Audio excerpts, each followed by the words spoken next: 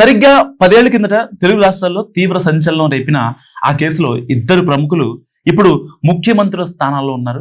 గతంలోనూ వీరిలో ఒకరు సీఎంగా ఉన్నప్పటికీ ఇద్దరు ఒకేసారి పదవిలో ఉండగా కేసు 10 ఏళ్లు పూర్తి కావడం ఇక్కడ విశేషం.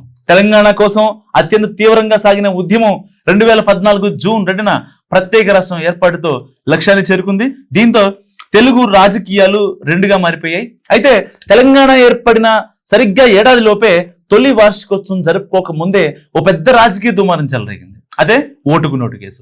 2015 మే 31న చోటు చేసుకున్న పరిణామం తెలుగు రాష్ట్రాలను అప్పట్లో కుదిపేసింది. అప్పుడు తెలుగుదేశం పార్టీలో ఉన్న తెలంగాణ ప్రస్తుత సీఎం రేవంత్ రెడ్డి శాసన మండలి ఎన్నికల్లో టీడీపీ అభ్యర్థి వేం నరేందర్ రెడ్డి తరపున గెలుపుకు బాధ్యతలు తీసుకున్నారు. అయితే వేంకు మద్దతు తెలపాలంటూ నామినేటెడ్ ఎమ్మెల్యే స్టీఫెన్సన్ కు 50 లక్షలు ఇవ్వబోతుండగా ఏసీబీకి దొరికారన్నది అప్పట్లో అభియోగం.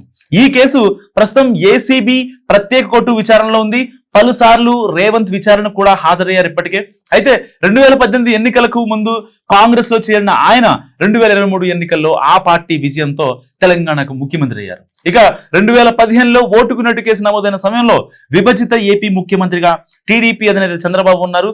2019 ఎన్నికల్లో ఓడిపోయిన 2024లో గెలిచి సీఎం అయ్యారు. అయితే చంద్రబాబు రేవంత్ ఇద్దరు సీఎంలుగా ఉండగా ఓటుకు నోటు కేసు తేదీ ఇప్పుడు రావడం ఇదే తొలిసారని చెప్పాలి ఇద్దరు సీఎంలుగా ఉన్న టైంలో. సో ఇక ఈ కేసులో ఎన్ఫోర్స్మెంట్ డైరెక్టరేట్ ఛార్జ్ షీట్ లో చంద్రబాబు పేరును ప్రస్తావించింది. ఏసీబీ ఛార్జ్ షీట్ లో మాత్రం లేదు. దీంతో ఆయన మీద చర్యలు చేపట్టలేదు. ఓటుకు నోటు కేసు తెలంగాణను మించి ఏపీలో రాజకీయం దుమారం ఎక్కువగా రేపింది. సో ఈ కేసును చూపించే తెలంగాణ అప్పటి సీఎం కేసీఆర్ ఏపీ సీఎం చంద్రబాబును హైదరాబాద్ నుంచి పంపించేశారని ప్రతిపక్ష వైసీపీ ఆరోపణలు చేసింది. ఉమ్మడి రాజధానిగా మరో 9 ఏళ్లు హైదరాబాద్ లో కొనసాగే ఛాన్స్ వదిలేశారని పేర్కొంది.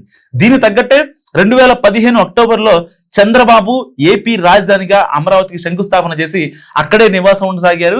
ఇక ఓటుకు నోటు కేసులో అప్పటి టీడీపీ ఎమ్మెల్యే సండ్ర వెంకట వీరయ్య కూడా ఉన్నారు.